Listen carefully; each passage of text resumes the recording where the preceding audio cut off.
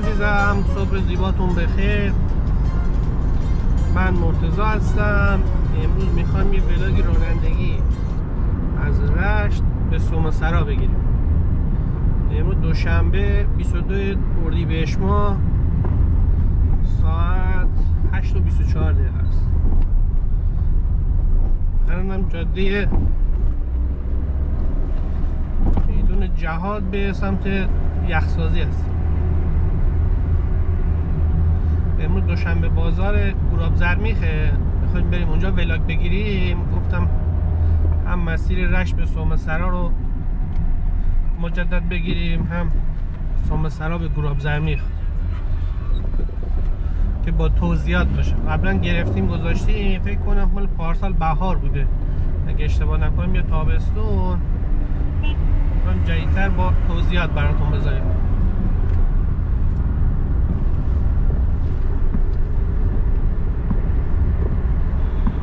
منم که مرتضی.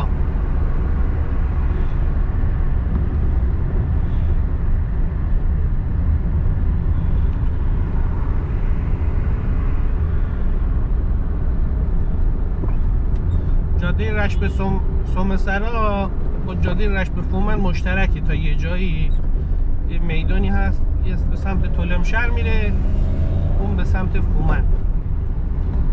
مثلا اگه ولاگشون رو دیدین شبیه هم بود، به خاطر همینه. در اینجا من تمرکزم رو رانندگی بذارم، صحبت توضیح خاصی که ندارم. دیشب ولاگ رانندگی تو رشت رو براتون گذاشتم معرفی، اگه دوست داشتین نگاش کنین. تو پلیلیست شهر رشت رانندگی هامون رو گذاشتیم از رشت.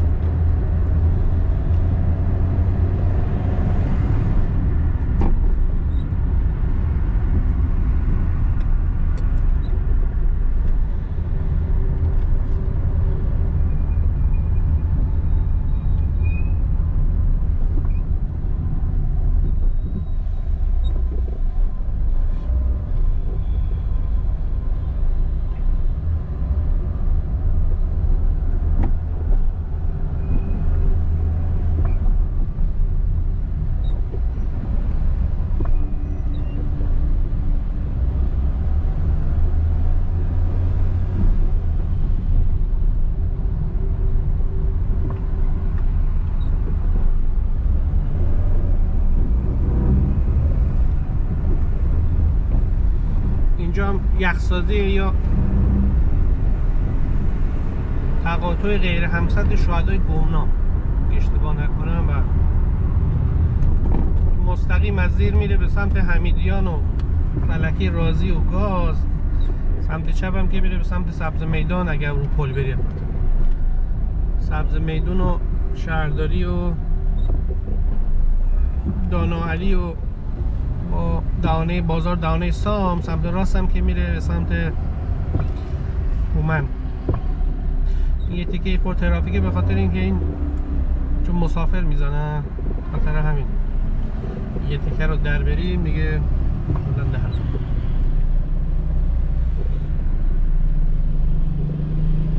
معمولا تا بیمارستان قائم یه خورده جلوتر ترافیک است تا جاده شفت جدا شه، خود حجم ماشینا کم شه. چند تا مسیر بزرگ این بر هست. اینجا رانندگی کردی خود مواظب باش، اینجا همه میخوان مسافر بزنن، فقط واید. اون بر پل پارک دانشجو، تالاب عینک و اینا هم هستش. قبلا ولاگشو گذاشتیم تو برام.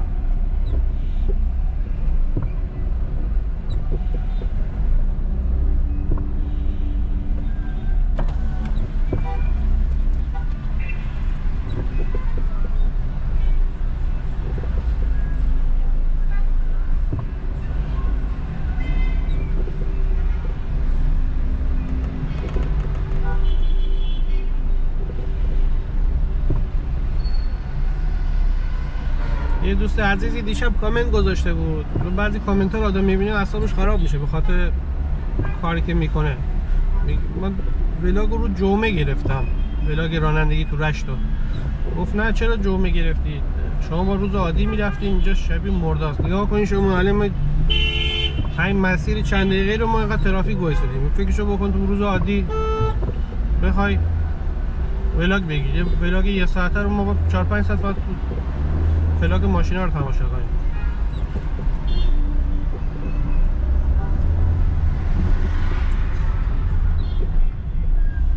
رشت شهر عادی نیست که، شهر کلان شهره، همش ترافیکه، هیچکی رعایت هم که نمیکنه. خوشتون میاد ترافیک بگیریم برام بنویسین، بگین آقا من دوست دارم ترافیک رشتم ویدیو ببینم، من براتون بگیرم.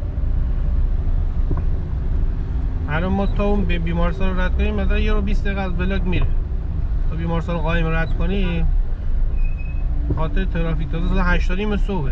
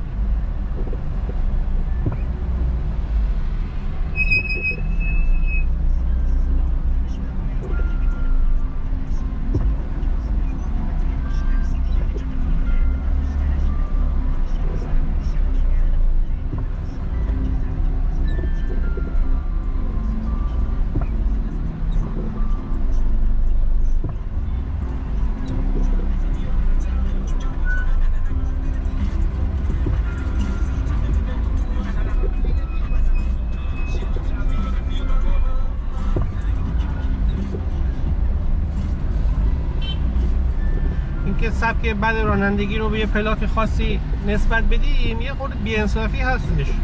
مثال بگم، مثلا میگه ایران 46 که بلاک رشته همه بد رانندگی میکنن. ولی خب شما در نظر بگیرین توی خانواده‌ای هستین، یه خانواده 30-40 نفره، اون 30-40 نفر به بزرگتر احترام میذارن. یه بچه کوچیکی میاد داخل، از غریبه از بیرون میاد، غریبه بدون بچه کوچیک بزرگ میشه، میبینی که اون 30-40 نفر به بزرگتر دارن احترام میذارن، اونم یاد میگیره احترام به بزرگتر. ولی وقتی اون 30-40 نفر احترام بزرگتر دارن، از اون بچه احترامی برای بزرگتر در نمیاد، چون الگو میگیره. اینجا هم همین جوریه. اینجا وقتی میبینی جو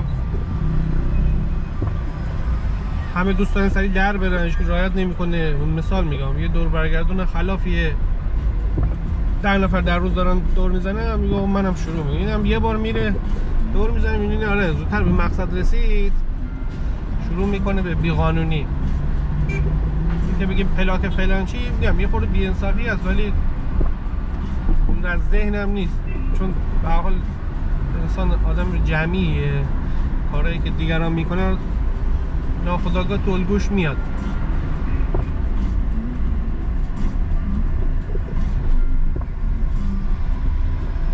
همه جا همجا اوضاع خرابه، ولی خب دیگه به هر حال اومدین تعجب نکنین بعد رانندگی.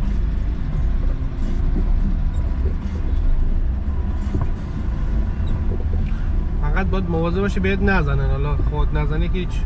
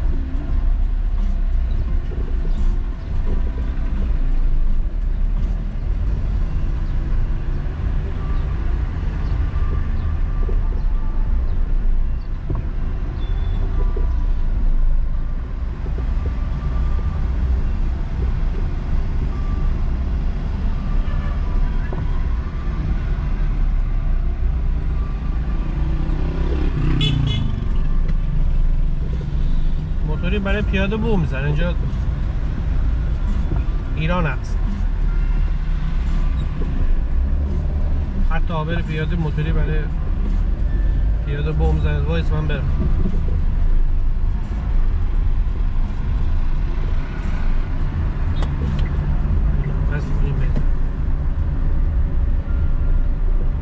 اینجا حالا یه خورده تو هم دارم میلولن، تنگ راه بهتره. حالا جلوتر بریم ببینیم دقیقا شایی باغوش. این مسیر خیلی مسیر بدجوریه. تو خارج شهرها معمولا من انقدر تاکید نمی‌کنم، این مسیر سعی کنین آروم برید جلوتر ببینید چی رانندگی میکنن. اینجا چون ترافیک وایسادن، خب یه خورده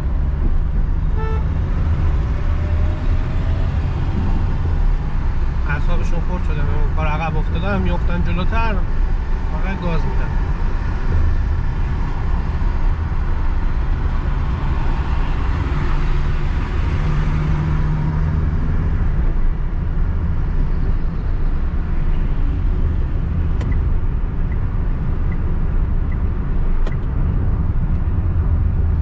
حالا به اینک جدا جای دیدنی رشته که دست چپ ماست، ما الان دید نداریم. پارک دانشجو هست میشه. ماهی هم دیدم میگیرن، نمیدونم ممنوع نیست یا نه، چون معمولا جا ماهیگیری ممنوعه، ولی من دیدم دوستان ماهی میگیرن.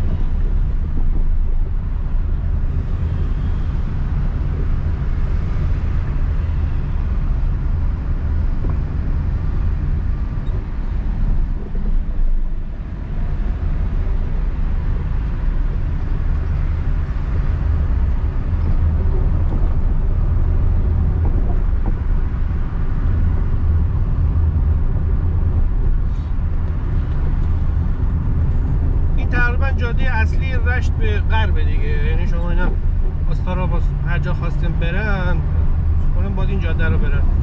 یه جای مشترکه مثل جاده ها. این دست راست مال بیمارستان قائم، بیمارستان بین‌المللی قائم.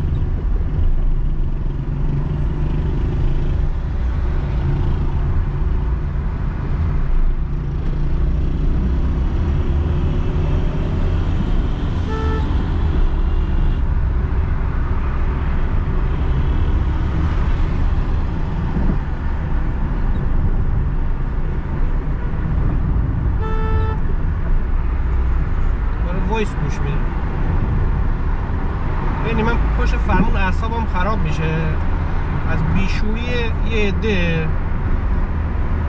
چون من کادر درمانم، 2 هفته پیش شیفت بودم، یه بچه 4 ساله رو بردن، یه پیگامبان تازه گواهینامه گرفته بود، از رو بچه رد شده بود، مغز بچه کلا ترکیده بود.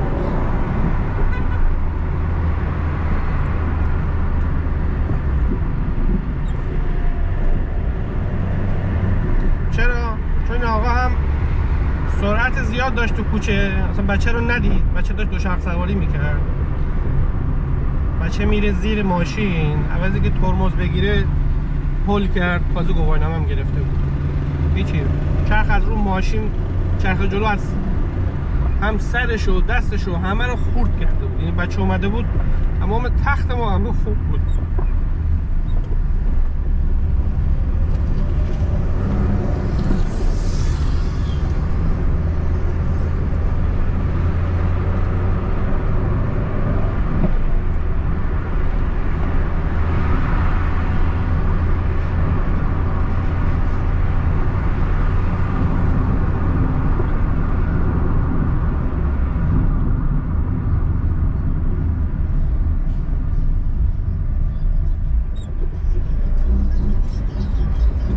به خاطر بیشوری، بیفرنگی، نفهمی، بی‌مسئولیتی یه نفر، یه بچه 4 ساله بمیره، تازه هیچ مشکلی هم پیش نمیاد. مشکلی که بره زندان درس عبرتی بشه چی نه، یه کوپه میکنه، یه کوپه بیمه تمام شد رفت.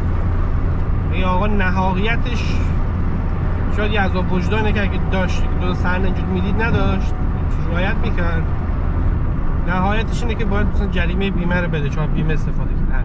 تمام شد رفت. تو ایران همینه، واسه همین آدم اعصابش خراب میشه. بگم به مال به اینجا به ماشین 3 میلیون 10 میلیون 20 میلیون پولی نیست، جون آدم ها مهمه. خدا رو شکر برای کسی مهم نیست. وایساده وایس گوشی دستش گرفته، فرمون هم میره چپ راست.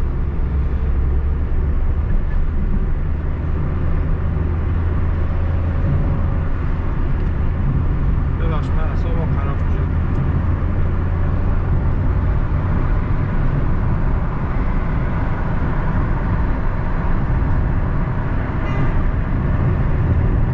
اینجا داره سومسرا 20 کیلومتر، فومن 22 تا، آستارا 165 تا.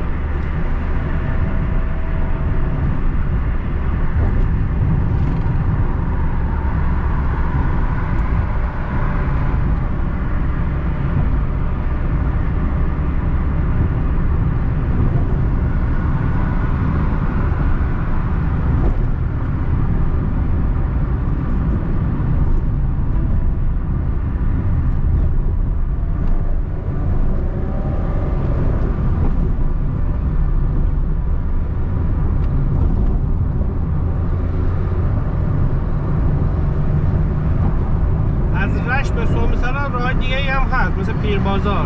از پیر بازار میتونی بری به زیاور، از انزلی هم دوره ولی میره رضوان شهر برمیگرده. جاده سراوان هم هست، تنها مسیرش نیست ولی مهمترین مسیره. واسه همین اون اوایل خورد ترافیکه. الان اینجا دور برگردون بعدی شما میریم به سمت شفت، امامزاده اسحاق، شاهزاده ابراهیم، سیامزگی، با آبشارهای قشنگ، جای دیدنیشه. ولاگاشون رو براتون گذاشتم، دوست داشتین تو پلیلیست شهر شفت ببینید. دوشنبه بازار شفت هم قشنگه.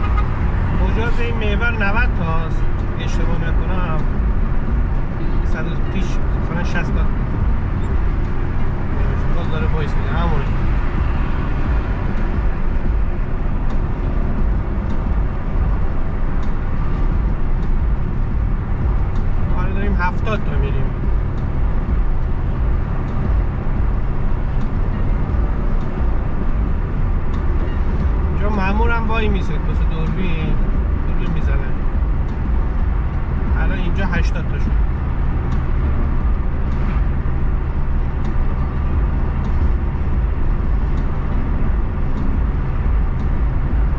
این دور برگردون شفته.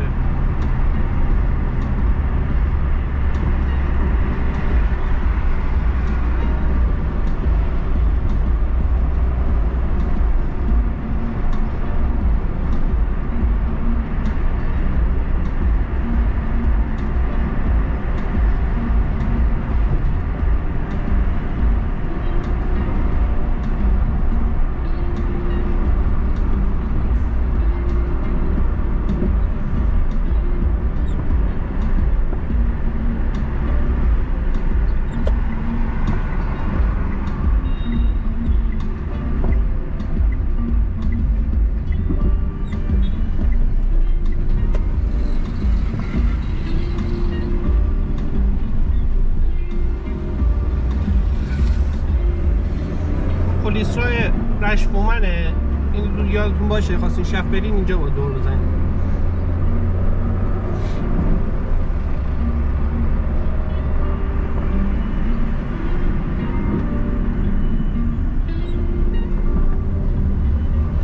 جاده برفی اینجا گذاشتم. فکر کنم از اول نبوده، وسط ها گرفتم. جاده برفیه. سوم سرا باید باشه توی رانندگی سوم سرای برفی.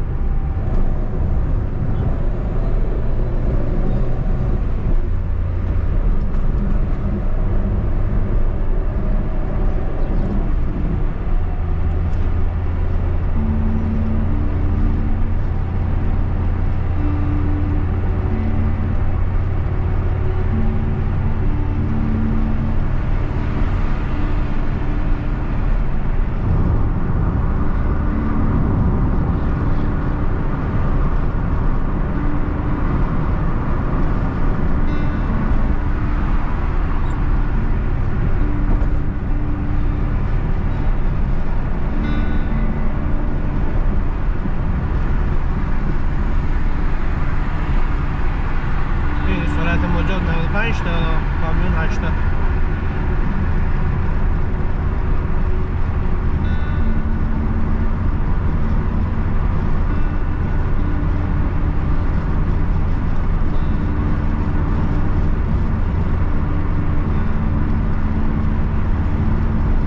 من 8 تا 50 دقیقه است. تقریبا 20-25 دقیقه ما از اینجا تا اینجا میکنم 5 کیلومتر شده فقط.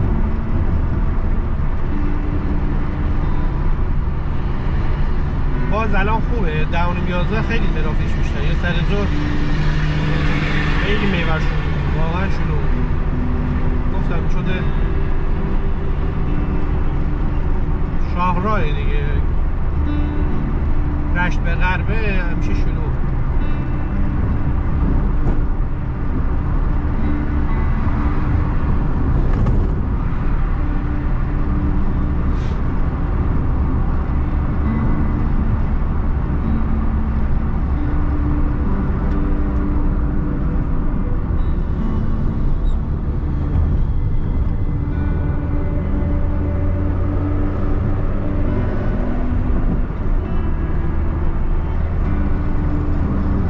جای دیدنی شهر فومان هم که دیگه نیاز به گفتن نیست، ماسوله و قلعه رودخان دو تا دیدنی ترین جاهاشه. هم جاده هاشون قشنگه، هم خودشون قشنگه. جای دیدنی داره، مثل یه دریاچه‌ای داره اسمش یادم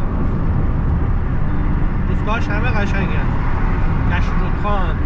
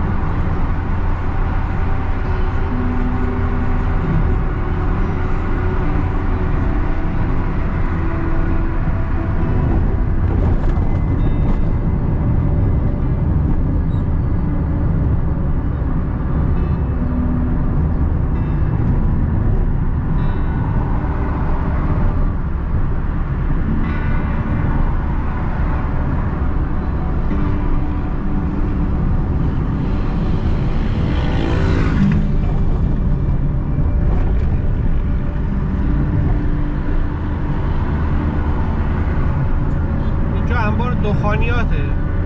نمیدونم دخانیات داره هنوز یا نه، دوستان شنیدم که کشت دخانیات انجام نمیشه دیگه رو ویلا و اینجا به انبار دخانیات معروفه.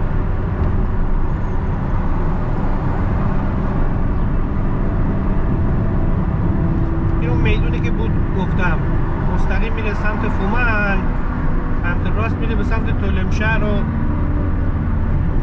ماسال و با سومسرا. اسم میدونشو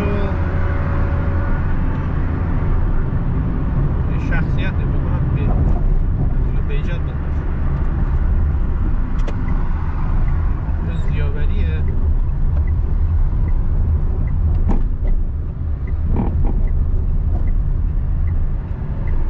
احسان بخش.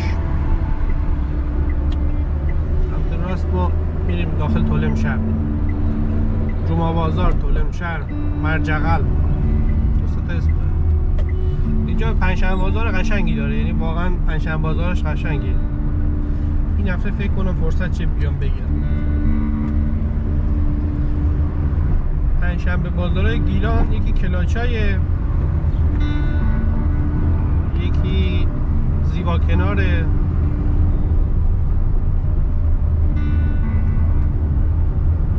خشک بیجار، پنجشنبه بازار تالش،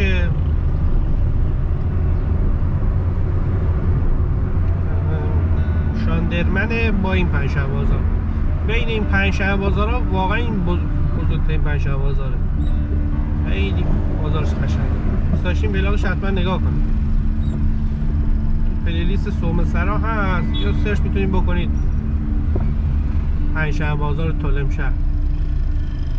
من خیلی دوست دارم. جلوتر هم بازار مال فروشان داره، گاو، گوسفند، گاو میش، هر اولاغ اینا رو میارم برای فروش.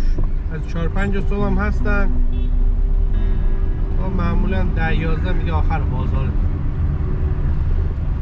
سر صبح پلا کباب میزنن، جو صبحونه کبابی داره داخل اون مجموعه. این بازار از اینجا شروع میشه، پنجشنبه بازار دقیقاً از همین دست چپ شروع میشه تا اونور پلو. ببینیم، پیشنهاد میکنم حتما یکی رو نگاه کنیم، واقعا قشنگ.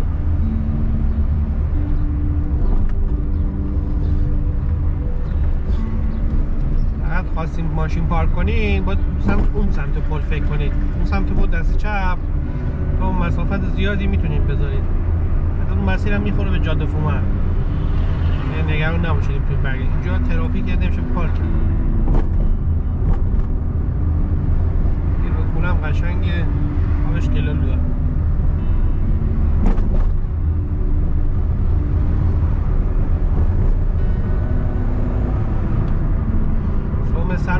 یک شنبه بازار دارن. اون یک شنبه بازار سامسر هم جالبه. بازار گیلان اکثرا بزرگ و قشنگن، به جز تالش که به شهرش نمیاد. شهر به اون بزرگیه، بازارش خیلی کوچیکه. احتمال زیاد مدرن شده، چون مثال میگم این شهر سوارم دوشنبه بازارش به خود شهر نمیخوره، معدود به میوه‌جات بیشتر. بقیه حالت سنتی خودشون حفظ کردن.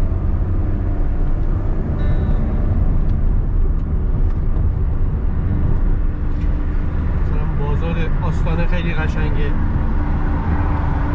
بازار کوچستان واقعا قشنگه. رشت نشان میگم بازارشون اکثرا من که لذت میبرم، شاید هر کدوم شد 4 بار 5 بار رفتم حداقل. این دست راست ما خیابون هست، بازار مال فروشان اینجاست. یکم جلوتر بریم مشخص، فقط هم روزهای پنجشنبه است. پنجشنبه 4-5 صبح هستن.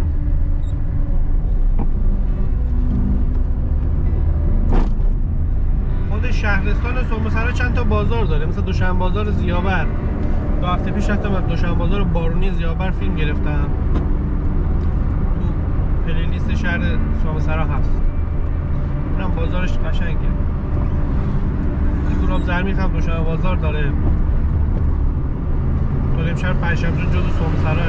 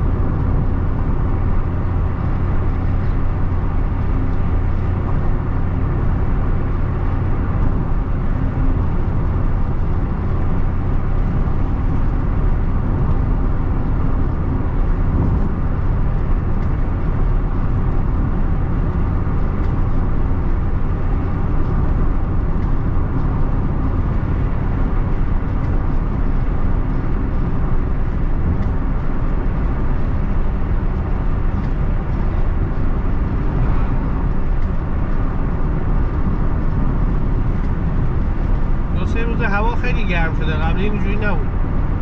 یعنی ما مثلا ساعت 11 کولر رو میزنیم، اگه برق قطع نشه.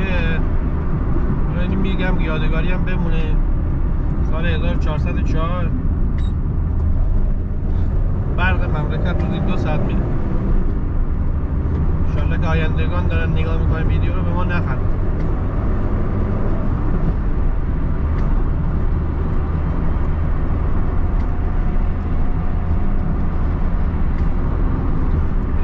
شهر سرمسرا به قول خود سرمسرا یا سماسرا، این کلمه تاکید زیاد داره. دوستان اینجا گفتن خنده دارم بود. من خودم سرمسرا رو با کلیپ های داداش سیاه شناختم، روش دوبله میذاشتن سرمسرا. ما از اونجا شناختم. من خدمت بندر لنگه بودم، من نیروی دریایی بود. تو بخش تصویربرداری بودم. یه سرباز اومد، دیدم لهجه داره. بهش گفتم بچه کجایی؟ گفت بچه گیلان. گفتم کجای گیلان؟ گفت اطراف رشت. من دیدم رشتی نمیگی خوره، خورده مثلا یه خورده با رشتی یک کم فرق دارم، میشه فهمید. شدم کجای اطراف رشت؟ گفت سرمسرا. من خندیدم، موقع دیگه میدونستم سرمسرا کجاست. گفتم سرمسرا اطراف رشته، خودش ایالت واسه خودش. گفتم فکر کردم، گفتم شو بلد نیستی.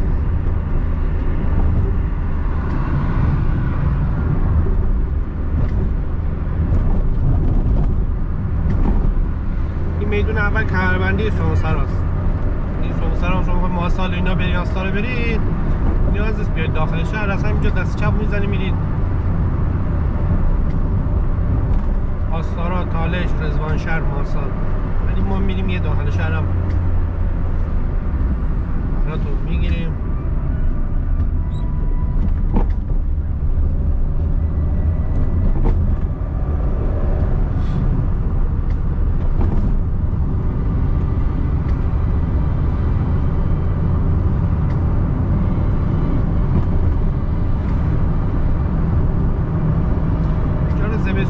برگای درخت ها همه لختن، برگ ندارن.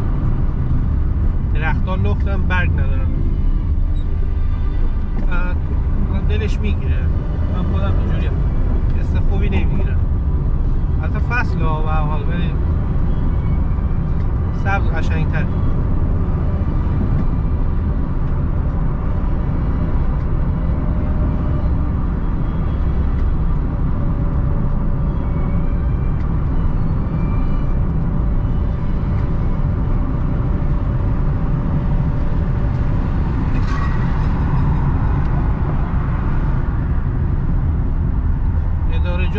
سرا چیزی که من دیدم اکثرا تو همین ورودی خارج شهر تقریبا.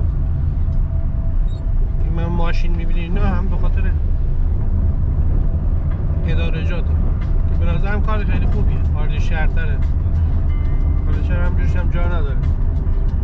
یک شنبه بازار مثلا دقیقه این تابلو رو میبینید نمیشه یادمان فرماندهان شهرستان. این دست راست بریم میرسیم به یک شنبه بازار. جا پارک زیاد هم داره.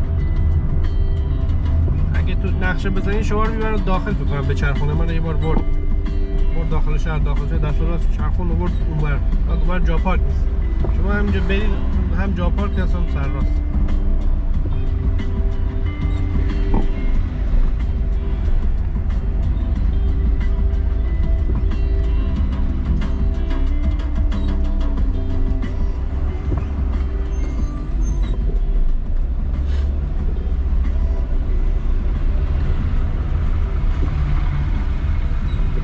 ماشینا از دور میبینن جا پارک کرده نمیتونی بیاد، گازو میدن بیان راه تو رو ببرن. 56 قاف هم مال سومسر است.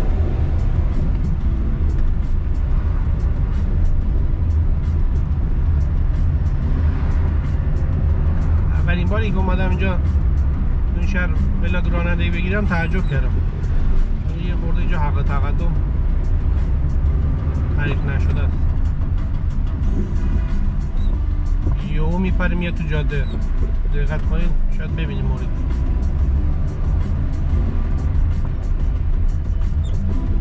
کلا داخل شهر رو رعایت کنین دیگه. همه شهر ها همینجور داستان هست.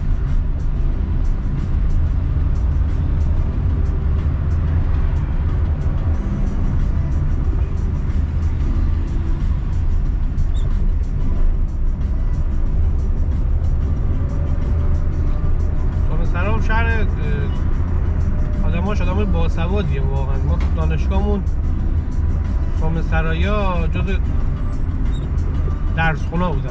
خرخونگی رشته تو درسخونه شاگرد اولا همه سومسرایی بودن. آدمای فوق العاده سخت کوشی. نه منظور با همه سومسرایا ولی خب تاپای دانشگاه ما اکثرا سومسرایی بودن. واقعا خوب درس می‌خوندن با جون و دل. من چیزاشو رو نمیشه حتما دکتر اینا خیلی باید داشته باشه. میگم چیزی که من دیدم یکی چیز بود. آستارایی هم خیلی قشنگ. آستارایی هم اینجوری بودن. تالش ببخشید تالش زبونا اونا هم خوب درس بخوندن. یعنی نسبت به جمعیت دانشگاه ما تو گیلان این دو تا شهر خیلی زیاد تو چشم بودن نسبت درس خوندن. چیزی که سومسرا ذهنم بود این بود. اینم میدون اصلیشه. فکر کنم اصلیش میدون امام باید باشه. وقت نیومدم. امیدوارم که ولاگ لذت برده باشید. ببخشید زیاد صحبت کردیم. ما این ولاگ اینجا تموم میکنیم. میریم سمت گوراب زرمیخ. اونجا میخوام یه ولاگ از سومسرا بگیرم تا گوراب زرمیخ. دوست داشتید نگاه کنید. من نقشش یادم نیست، با بزنم کنار یه بار یه نگاه کنم اشتباهی نه.